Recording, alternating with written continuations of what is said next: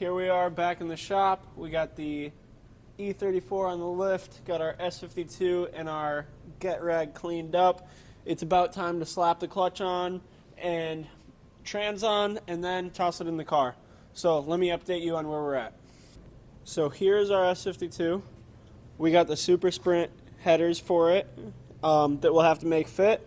We got our engine mounts and brackets all painted with fresh hardware. Our oil pan is installed, our front sump oil pan. Our oil pan dipstick tube is loosely in there, but you know, that'll get some massaging as she goes together.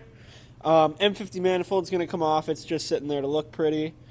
But she's pretty ready to go. There's a few things we got to button up. The valve cover is just sitting there, but that's all stuff that really we can finish in the car. It's time to get this thing in the car. I'm getting tired of looking at it. That sounds crazy because it's so pretty, but we got another one over here. So there's no point in keeping it out of the car for an extended period of time. Went ahead and spray painted the trans. It's not my favorite thing to do. If the aluminum cleans up nice, I'd rather keep the OEM aluminum, no matter how aged it looks. But this was just covered in grease and oil stains. So we did power wash it again and again, use some degreaser, some oven cleaner, stuff like that. And we really did scrub it, and it just wouldn't clean up. So we cleaned it really well. So unfortunately, we had to paint it. It still looks pretty good. Next thing I got to do is I got to get it off the stand, and I got to do the rear main seal, as well as put the clutch and flywheel, then clutch, then pressure plate, and all that. We got to put all that together today.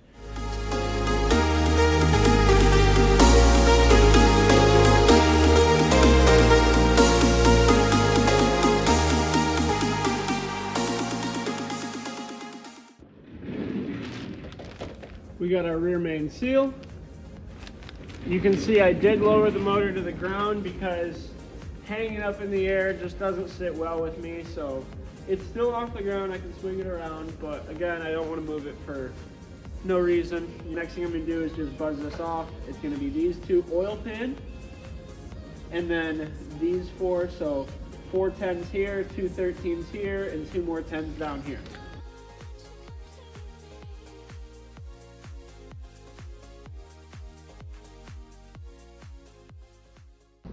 Alright, well, we got a whole bunch of parts in. Let's see what we got. Got some remaining parts for the E34 S52 build. We got some tensioners, trans mounts, pulleys. This is a fan clutch. Then we got some belts.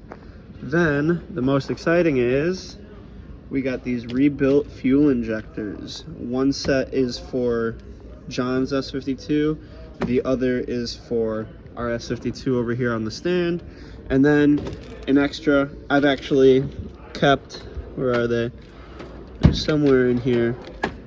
Yeah, I've had some injectors rebuilt by Obscure before, and I only used one, so I just had to send one out, and now I have a full set on ice.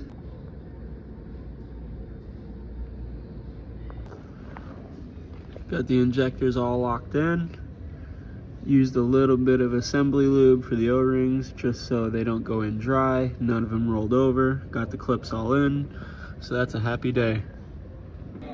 Next thing I'm working on here is tensioners. So I get kind of confused with E36 tensioners, and the easiest way to do it is make the new look like the old. So we got the old stuff. We had to steal the center bolt out of it and the washer that sits back here.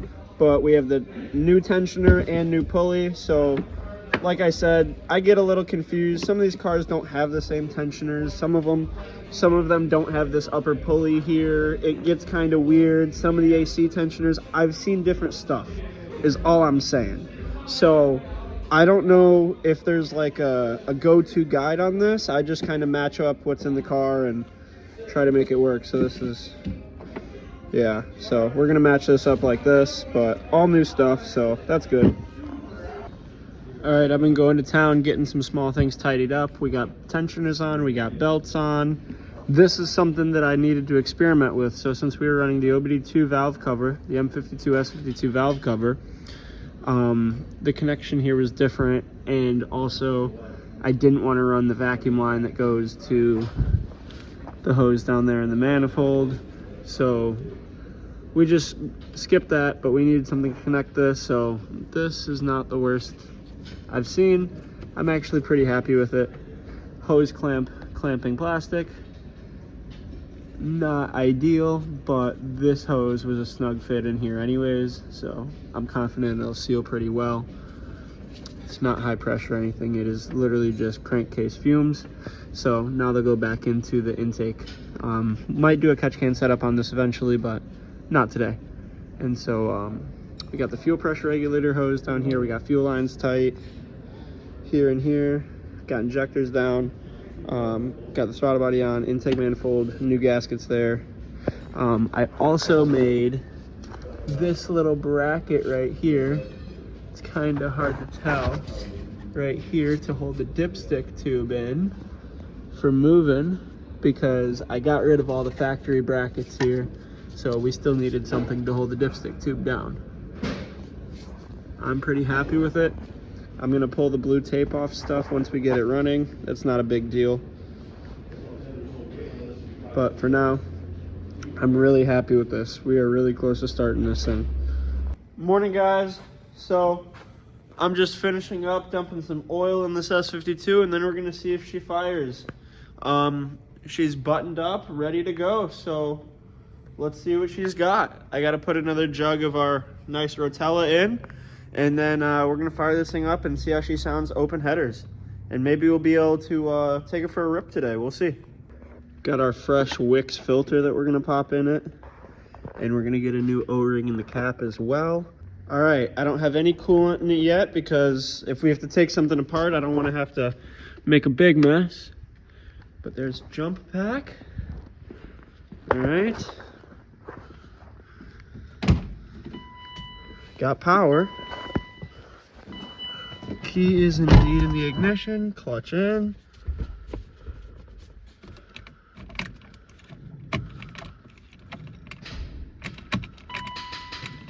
Jump pack's super dead.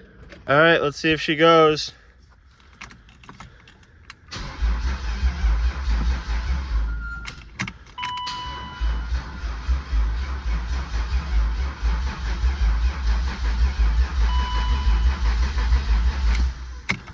I think the fuel pump fuse is still out. Let's see. I think we left the fuel pump fuse out, which is probably good.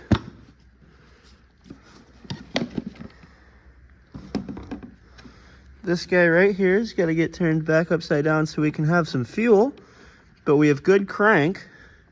Yeah, because when we compression tested the M50, I pulled that, and I thought to myself in that moment, I'm gonna forget this and wonder why the car doesn't start. And here I am forgetting this, wondering why the car doesn't start. Let's see what happens now that we got some fuel.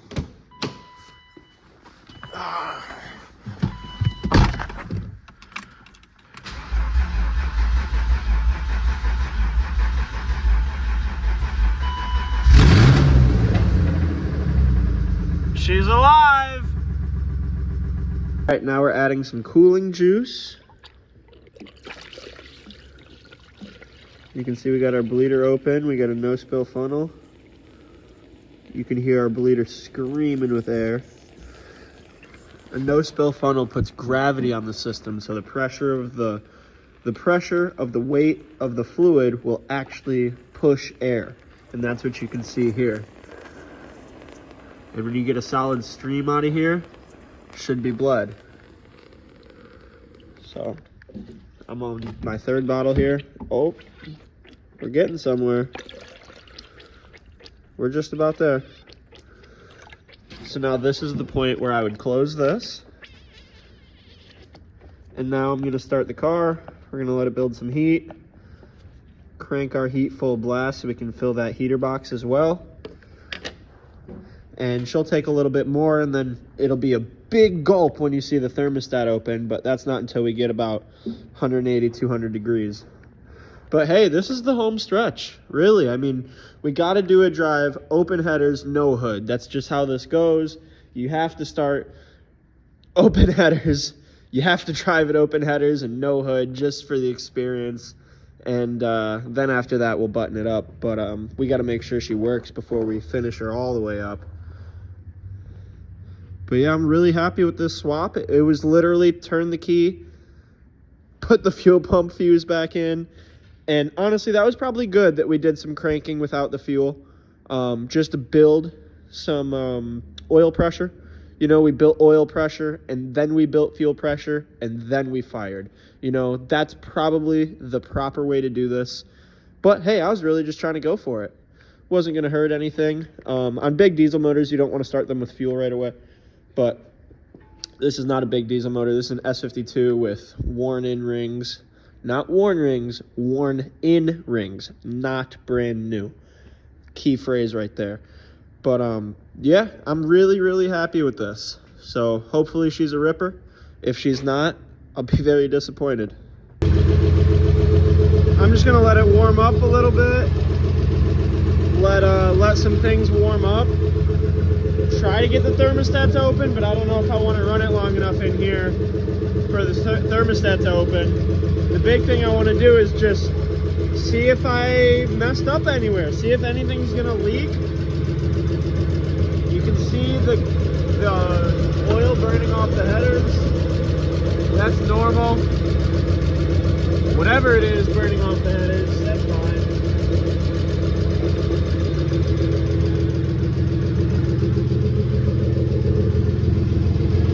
Running on all 6.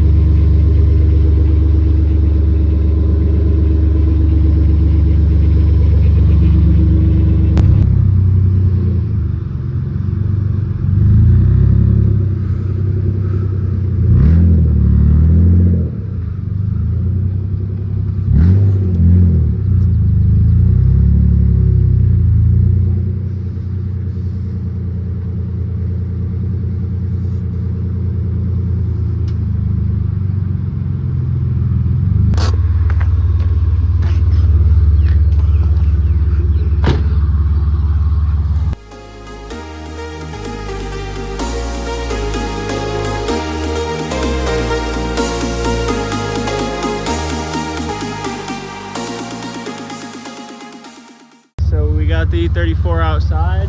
She drove out on her own. We still have to finish up the exhaust. She's open headers right now, and so as promised, we'll drive it open headers. I did put the hood back on just because there was nowhere else to put it. It went from there, and then it went back on there. So I think it fits pretty good. We pulled it off in a way where we shouldn't really have a problem lining it back up, and we didn't. So that went well. So I'm going to shut it, and then we're going to take her around the block.